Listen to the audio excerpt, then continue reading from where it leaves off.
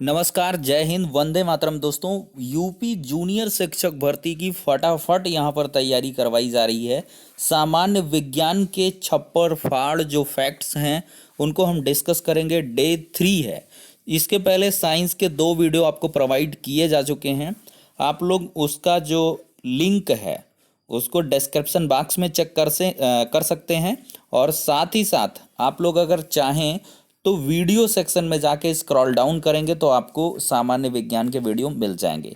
Playlist भी मैं जल्द ही क्रिएट कर दूंगा, आप प्लेलिस्ट में जाकर भी इंपॉर्टेंट वीडियोस का लाभ उठा सकते हैं। तो चलिए दोस्तों, अब बिना किसी देरी के वीडियो सेशन को यहाँ पे स्टार्ट करते हैं। दोस्तों, यहाँ पर आज हम भौतिक विज्ञान के ही लगातार फैक्ट्स को डिस्कस करेंगे। देखिए दोस्तों, मूल जो भौतिक राशियां हैं ये अक्सर पूछ लिया जाता है। फंडामेंटल फिजिकल यूनिट ये कितनी हैं? तो कुल मिलाकर 7 हैं। अगर ये बात करें तो पहला लंबाई, समय, ताप, द्रव्यमान, विद्युत धारा, ज्योति तीव्रता और पदार्थ की मात्रा। देखिए, ज्योति तीव्रता यानी कि ल्यूमिनस इंटेंसिटी का मात्रक आपसे पूछ लिया जाता है, तो ये ल्यूमेन प्रति स्टे रेडियन होता है। चलिए अगला क्वेश्चन लेते हैं। एक प्रकाश वर्ष किसके बराबर होता है? एक लाइट ईयर 9.46 इंटू 10⁻12 किलोमीटर के बराबर होता है। अब अगला क्वेश्चन है, बहुत इंपॉर्टेंट है। वायुमंडल में ओजोन परत यानी कि ओजोन लेयर की मोटाई किससे मापते हैं? तो ये डॉप्सन एक यूनिट होती है जिसके माध्यम से नापते हैं। एटमॉस्फेरिक प्रेशर की बात करें तो ये बार के माध्यम से मापा जाता है। वहीं पर बात करें शक्ति का मात्रक क्या है? तो ये वाट है। कार्य तथा ऊर्जा का मात्रक क्या है? जूल है। यमकेएस प्रणाली में अगर त्वरण के मात्रक की बात करें तो ये मीटर प्रति सेकंड है। चलिए फटाफट लेते हैं। मूल भौतिक राशियां हैं, जैसे लेंथ है तो इसका मात्रक मीटर है, द्रव्यमान का किलोग्राम, समय का सेकंड, विद्युत धारा का एम्पियर, टेम्परेचर का केल्विन, ताप का केल्विन पूछता है, इंपॉर्टेंट है। पदार्थ की मात्रा का आपको पूछ लेता है, इसका मात्रक क्या है दोस्तों? मोल है। ज्योति तीव्रता का मात्रक क्या है दोस्तों? यहाँ पर कैंडिला भी होता है। ठीक है। अब 1 किलोग्राम प्रति सेंटीमीटर दाब किसके समतुल्य होता है? तो 1 बार के समतुल्य होता है। 1 पिकोग्राम में कितने ग्राम होते हैं? तो 10⁻12 ग्राम होते हैं। पास्कल किस राशि का मात्रक है? तो दाब का मात्रक पास्कल है। बल का मात्रक क्या है? ये न्यूटन है। आवेग का मात्रक क्या है? न्यूटन सेकंड है। और अब देखें तो पारसेक ये किसका मात्रक है? ये दूरी मापने की सबसे बड़ी इकाई है। और 1 पारसेक 3.262 प्रकाश वर्ष के बराबर होता है। एक और फैक्ट यहाँ पर देखते हैं कि पृथ्वी के गुरुत्व एवं चंद्रमा के गुरुत्वाकर्षण के कारण ही चंद्रमा एक निश्चित कक्षा में पृथ्वी की परिक्रमा करता है। चलिए कुछ और फैक्ट लेते हैं। एंगस्ट्राम द्वारा क्या मापते हैं? बहुत इंपॉर्टेंट है, मोस्ट इंपॉर्टेंट है। एंगस्ट्राम द्वारा तरंग दैर्ध्य यानी कि वेव लेंथ मापी जाती है। एक अश्वशक्ति में कितने वाट होते हैं? तो एक अश्वशक्ति 1 हॉर्स पावर में 746 वाट होते हैं। 1 माइक्रोन किसके बराबर होता है? तो 1 माइक्रोन 10⁻⁻, यहाँ पर -6 होगा मीटर। 10⁻⁻6 मीटर हो जाएगा। सेंटीमीटर में कन्वर्ट करेंगे 10⁻⁻4 सेंटीमीटर हो जाएगा। देखिए, चालक की वैद्युत प्रतिरोधकता यानी कि इलेक्ट्रिकल रेजिस्टेंस की यूनिट की बात करें तो ओम मीटर होती है। अब देखिए रेडियन ये और स्टेरेडियन किस प्रकार के मात्रक हैं? ये सप्लीमेंट्री यूनिट है यानी कि पूरक मात्रक हैं। क्यूरी सेक से क्या मापा जाता है दोस्तों? यहाँ पर जल का, यहाँ पर दोस्तों थोड़ा सा ब्लर है लेकिन जल का ये बहाव है, क्यूरी सेक।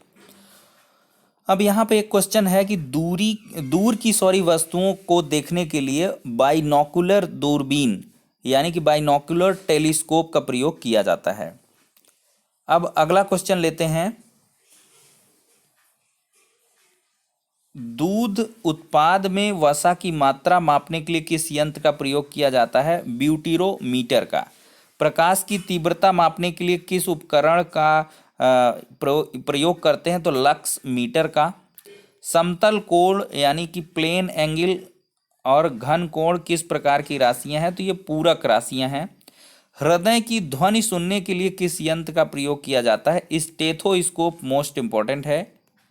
चलिए दोस्तों, अब यहाँ पे कुछ अदिश राशियाँ देखिए, जिस अदिश राशियाँ में जैसे ये आ जाएगा दूरी, चाल, द्रव्यमान, आयतन, समय, कार्य, घनत्व और वैद्युत ऊर्जा। जिसमें डायरेक्शन भी होगा वो सदिश राशियाँ जैसे बल है, विस्थापन है, वेग है, संवेग है, त्वरण है, कोणीय वेग है, चुंबकीय तीव्रता है, वैद्युत तीव्रता है। ये सभी क्या है, सदिश राशियाँ हैं। चलिए, अब एक फैदम में 6 फीट होते हैं, ये इंपॉर्टेंट है, इसको आप लोग याद कर लीजिएगा। अब यहाँ से मैं फैक्ट्स को ख़त्म करता हूँ। क्षेत्रफल का एसआई मात्रक मीटर स्क्वायर होता है। खैर, इसमें देखते हैं। देखिए, कोणीय विस्थापन का कभी कभी आपको मात्रक पूछ लेता है, इसका मात्रक रेडियन है। बाकी आप शक्ति का मात्रक जूल प्रति सेकंड या वाट है। कार्य का जो है यहाँ पर मात्रक जूल या न्यूटन मीटर है। गुरुत्वाकर्षण नियतांक इसका नहीं पूछता है। और मैं देखता हूँ कौन इम्पोर्टेंट है। बिल्कुल सही, यहाँ पर धारिता, इसका मात्रक फैरड पूछ लिया जाता है। चुंबकीय फ्लक्स का मात्रक पूछ लेता है, वेबर है। और इसके बाद प्रतिरोधकता का मात्रक ओम मीटर है। गुप्त ऊष्मा ये पूछ लेता है, जूल प्रति किलोग्राम होता है। और बाकी इसमें कोई इंपॉर्टेंट नहीं है, ठीक है। अब इसका एक क्वेश्चन बनता है कि किस यंत्र के द्वारा मस्तिष्क विभव मापा जाता है। तो इलेक्ट्रोइंसेफेलोग्राफ के द्वारा मस्तिष्क विभव मापा जाता है। संवेग किसकी माप है? गति की, मात्रा की। मैनोमीटर का क्या उपयोग होता है? गैसों का दाब मापने। मोस्ट इंपॉर्टेंट क्वेश्चन है। मैनोमीटर का प्रयोग कहाँ मापा जाता है, कहाँ करते हैं? गैसों का दाब मापने में। यहाँ पर है सोने की शुद्धता मापने के लिए कैरेटोमीटर नामक यंत्र का प्रयोग किया जाता है। कोणीय विस्थापन का मात्रक पूछ लेता है, एंगुलर डिस्प्लेसमेंट का, तो ये रेडियन है। देखिए, पृथ्वी और सूर्य के बीच की मध्य की जो दूरी है किस मात्रक के द्वारा व्यक्त होती है? तो एस्ट्रोनॉमिकल यूनिट यानी कि खगोलीय इकाई के द्वारा। चलिए, यहाँ से ये फैक्ट डिस्कस हो जाते हैं। अब मैं कुछ महत्वपूर्ण उपकरण, देखिए पहला ही टॉपिक है जो साइंस की स्पेशली तैयारी कर रहे हैं सुपर टेट की या इसके बाद एडेड जूनियर की, उसमें क्या आता है कि दैनिक जीवन में विज्ञान, महत्वपूर्ण यंत्र, उपकरण, खोज, इनसे संबंधित है। तो इसी प्रकार से आपके कुछ मैं यंत्र और उनके उपयोग यहाँ पे डिस्कस करूँगा। अल्टीमीटर, देखिए उड़ते हुए विमान की ऊंचाई मापने में। अमीटर का प्रयोग होता है विद्युत धारा की तीव्रता मापने में। ऑडियोमीटर का प्रयोग ध्वनि की तीव्रता मापने में। और यहाँ से आपको एनीमोमीटर भी पूछ लिया जाता है, वायु की गति और शक्ति मापने का ये यंत्र है। बैरोमीटर बहुत इंपॉर्टेंट है, वायुमंडलीय दाब, एटमॉस्फेरिक प्रेशर मापा जाता है। बोलोमीटर ऊष्मीय विकिरण मापता है। और कैलोरीमीटर ऊष्मा की मात्रा को बताता है। क्रायोमीटर मोस्ट इंपॉर्टेंट है, यहाँ पे निम्न ताप को ये मापता है। और इसके बाद फैदोमीटर भी पूछा जाता है, ये समुद्र नदी की गहराई मापने के प्रयोग में होता है। गैल्वेनोमीटर की बात करें विद्युत धारा की प्रबलता मापने में। और यहाँ पे हाइग्रोमीटर बहुत इंपॉर्टेंट है, वस्तुओं का सापेक्षिक या अपेक्षिक घनत्व मापने में। हाइड्रोमीटर। और अपेक्षिक आर्द्रता मापने में वायुमंडलीय की, ये हाइग्रोमीटर। हाइग्रोमीटर में आर्द्रता है और हाइड्रोमीटर में घनत्व है, ठीक है, बहुत इंपॉर्टेंट है। दूध की शुद्धता मापने में लैक्टोमीटर है। और क्रेस्कोग्राफ बहुत इंपॉर्टेंट है, पूछ लिया जाता है, पौधों की वृद्धि को दर्शाने वाला ये यंत्र है। डायनोमोमीटर की बात करें तो इंजन द्वारा उत्पन्न की गई शक्ति मापने का ये यंत्र है। और बाकी यहाँ पे इंपॉर्टेंट नहीं है, मैं इधर चलता हूँ। यहाँ पे क्या दिया गया है दोस्तों? रेन गेज पूछ लेता है, वर्षा की मात्रा ज्ञात करने के लिए रेन गेज या यूडोमीटर का उपयोग होता है।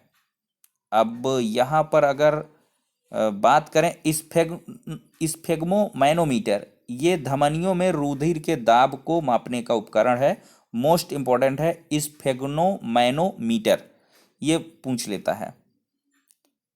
लाउड स्पीकर, ये ध्वनि की तीव्रता प्रबलता मापने के लिए है। ओडोमीटर बहुत इंपॉर्टेंट है, ये क्वेश्चन पूछता है वाहन द्वारा तय की गई दूरी को मापता है ओडोमीटर। ठीक है। अब आपका पायरोमीटर भी पूछ लेता है, उच्च ताप युक्त पिंड का ताप। जो उच्च ताप मापते हैं वो पायरोमीटर के द्वारा मापते हैं।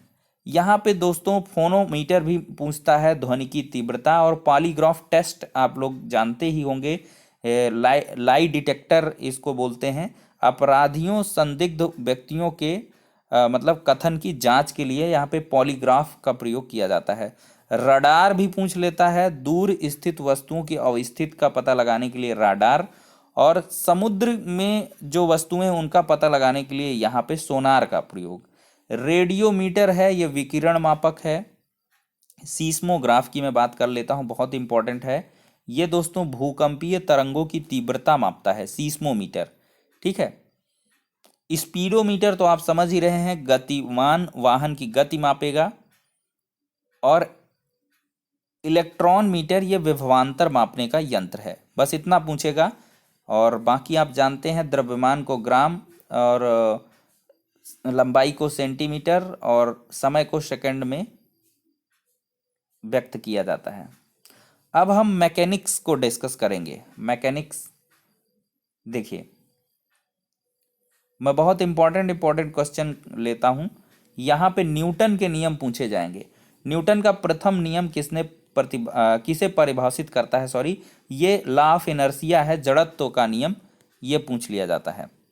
अब ये प्रचालन मशीन है, जैसे वॉशिंग मशीन का कार्य किस सिद्धांत पर आधारित है, बहुत इंपॉर्टेंट क्वेश्चन है। ये अपकेंद्रीय बल, सेंट्रीफ्यूगल फोर्स पर आधारित है। अब देखिए, सड़क पर चलने की अपेक्षा बर्फ पर चलना कठिन क्यों होता है? क्योंकि बर्फ से सड़क की अपेक्षा घर्षण यानी कि फ्रिक्शन कम होता है। न्यूटन के गति विषयक आपको यहाँ पे नियम पूछ लेगा। फर्स्ट लॉ ऑफ मोशन क्या है? यदि कोई पिंड विरामावस्था में है तो वह हमेशा तब तक उसी अवस्था में रहेगा जब तक कि उस पर कोई एक्सटर्नल फोर्स आरोपित ना हो। दूसरा सेकंड लॉ क्या कहता है कि किसी वस्तु के संवेग परिवर्तन की दर उस पर लगाए गए बल के समानुपाती होती है तथा संवेग परिवर्तन की दिशा बल के अनुदिश होती है। मोस्ट इंपॉर्टेंट है सेकंड लॉ।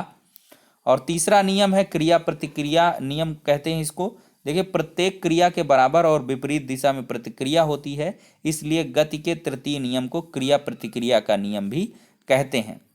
अब एनर्जी कंजर्वेशन की मैं बात कर लेता हूं। ऊर्जा संरक्षण क्या है? देखिए, ऊर्जा का ना तो सृजन किया जा सकता है और ना ही इसे नष्ट किया जा सकता है। यही एनर्जी कंजर्वेशन का रूल है। अब अगला क्वेश्चन है कि अंतरिक्ष से गिरता हुआ पिंड पृथ्वी के वायुमंडल में प्रवेश करने पर क्यों जल उठता है?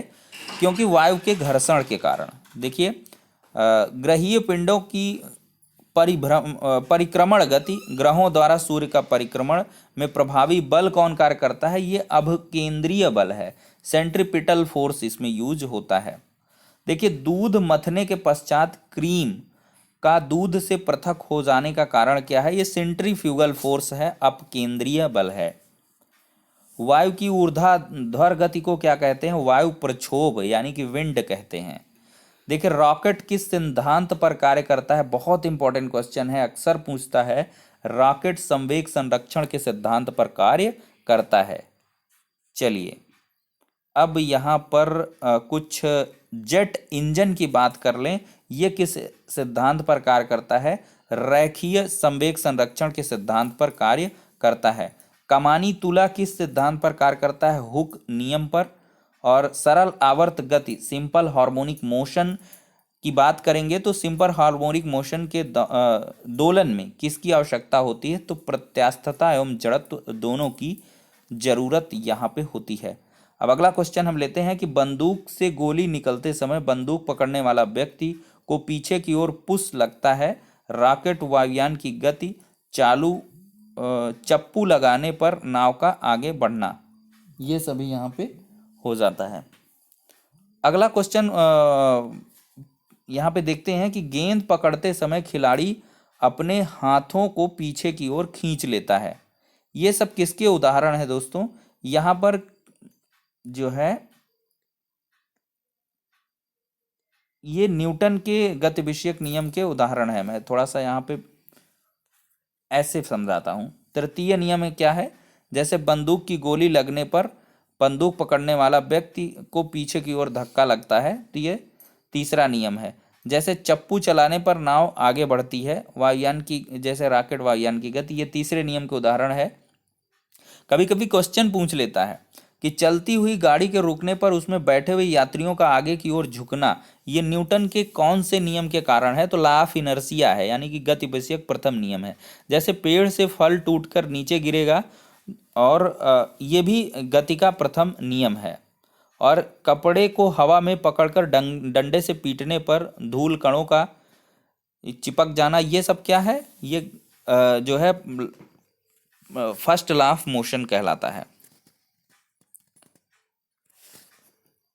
चलिए यहाँ पे मैं क्वेश्चन लेता हूं कि किसी पिंड के संवेग यानी कि मोमेंटम और वेलोसिटी के अनुपात के प्राप्त मान को क्या कहते हैं, द्रव्यमान कहते हैं। त्वरण की बात करें तो त्वरण का सूत्र क्या होता है, तो final velocity minus initial velocity upon time, जहाँ पे ए त्वरण है, वी अंतिम वेग है, यू प्रारंभिक वेग है और टी समय अंतराल है।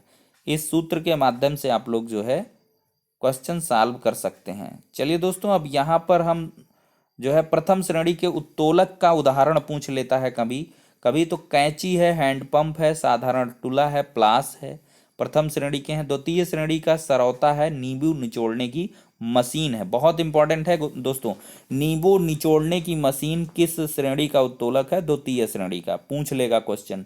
सरौता किस श्रेणी का है, द्वितीय श्रेणी का है। तृतीय श्रेणी में आपका स्टेपलर, चिमटा, मनुष्य का हाथ आ जाएगा, इसको याद रखिएगा। चलिए अब गुरुत्वाकर्षण को मैं यहाँ पर डिस्कस करता हूँ। यहाँ पर पृथ्वी का पलायन वेग कितना होता है, 11.2 किलोमीटर प्रति सेकंड होता है। कई बार ये क्वेश्चन पूछा गया है। अब देखिए अगला क्वेश्चन है कि अंतरिक्ष यात्री निर्वात में सीधे खड़े क्यों नहीं रह सकते हैं, गुरुत्वाकर्षण की अनुपस्थिति के कारण। ठीक है, यहाँ पर अगर क्वेश्चन देखें तो यदि चक्कर लगाते हुए अंतरिक्ष यान स्पेस क्राफ्ट से एक सेब छोड़ा जाएगा तो उसकी गति क्या होगी, अंतरिक्ष यान के साथ उसी गति से गतिमान होगा। पिछले वीडियो में भी मैंने डिस्कस किया था। अगला क्वेश्चन है कि पृथ्वी के चारों ओर परिक्रमा कर रहा कृत्रिम उपग्रह आर्टिफिशियल सैटेलाइट पृथ्वी पर त्वरण के कारण नहीं गिरता है। एक जियो सैटेलाइट की हम बात करेंगे, भू उपग्रह की, वो किस बल के प्रभाव से अपने कक्षा में निरंतर गति करता है, अपकेंद्रीय बल, सेंट्रीपिटल फोर्स, नहीं सेंट्रीपिटल हो जाएगा आपका अभिकेंद्रीय, लेकिन ये सेंट्रीफ्यूगल फोर्स है, अपकेंद्रीय। ठीक है, अब यहाँ पे एक क्वेश्चन लेते हैं, भारहीनता की स्थिति किस कारण होती है, गुरुत्वाकर्षण की शून्य स्थिति के कारण। ये क्वेश्चन दोस्तों बहुत बार पूछा है कि एक लड़की झूले पर बैठी स्थिति में झूला झूल रही है, उस लड़की के खड़े हो जाने पर आवर्तकाल पर क्या प्रभाव पड़ेगा, दोस्तों आवर्तकाल कम हो जाएगा। ठीक है, अब यहाँ पे हम एक क्वेश्चन और लेते हैं। देखिए बड़े इंपॉर्टेंट क्वेश्चन ही यहाँ पे डिस्कस करेंगे हम।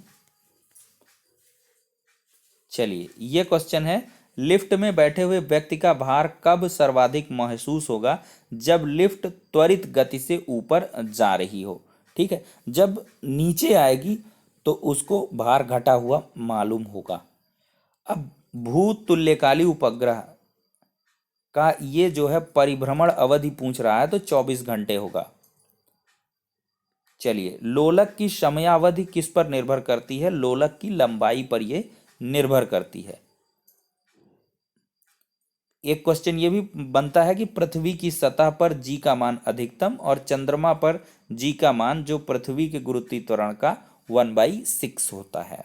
छठवां भाग, पीसा की झुकी हुई मीनार गिरती क्यों नहीं है, इसका कारण क्या है, गुरुत्व केंद्र से जाने वाली ऊर्ध्वाधर रेखा वर्टिकल लाइन तल के अंदर रहती है। ठीक है, अगला यहाँ पे हम डिस्कस करेंगे, हाँ ये क्वेश्चन, सूर्य, चंद्रमा और पृथ्वी के गुरुत्वाकर्षण की अंतःक्रिया के कारण पृथ्वी पर स्थित समुद्रों में ज्वार भाटा आते हैं। ठीक है, चलिए दोस्तों अब कुल मिला के यहाँ पे कुछ फैक्ट्स हमने डिस्कस कर लिए हैं।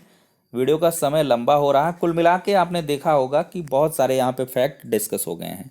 अब अगले वीडियो में क्या करूँगा कि देखिए समय की कमी है, मैं भी चाहता हूँ कम समय में आपको ज़्यादा से ज़्यादा। अब यहाँ पे क्या होता है कि लिखने में खुद से लिखना और फिर मैटर को छांटना, इसमें समय लगता है। तो मैं सोच रहा था कि कंटेंट कहीं कहीं से ले करके उठाए जाएं और उनकी आपको वीडियो उपलब्ध करवाई जाए, लेकिन इससे काम नहीं चल रहा है। इसके कोई ना कोई तोड़ निकालते हैं, कैसे भी करके, चाहे किसी को रखना पड़े टाइप करवाने के लिए, कैसे भी मैं आपको मैटर को एकदम सिंक्रोनाइज करके दूंगा। अगले जो वीडियो आएंगे तो उसमें आपको ज़्यादा दिक्कत नहीं होगी। आज वैसे भी मैंने वीडियो डाल दी हैं करंट अफेयर्स के, सुपर फास्ट रिवीजन की डाली हुई है, उसको आप लोग देख लीजिएगा। और एग्ज़ाम धुन एक ऑफिशियल यूट्यूब चैनल है, हमारा ही है एग्ज़ाम धुन, उस पर आप लोग जाइएगा, यूट्यूब पे सर्च कर लीजिएगा और हमारे अनदर चैनल की लिंक भी आपको डिस्क्रिप्शन बॉक्स में मिल जाएगी। एग्ज़ाम धुन को भी आप लोग बिल्कुल सब्सक्राइब कर लीजिएगा जो डेडिकेटेड पढ़ाई करना चाहते हैं। बाकी अगर पढ़ाई नहीं करना तो आप बिल्कुल भी सब्सक्राइब ना करें। वहाँ सुपर फास्ट 100 क्वेश्चन विज्ञान का आज वीडियो डाल दिया गया है, उसको आप देख सकते हैं। तो चलिए दोस्तों, अब फिलहाल के लिए इस वीडियो सेशन को यहीं पे ख़त्म करते हैं, नेक्स्ट वीडियो में मिलते हैं।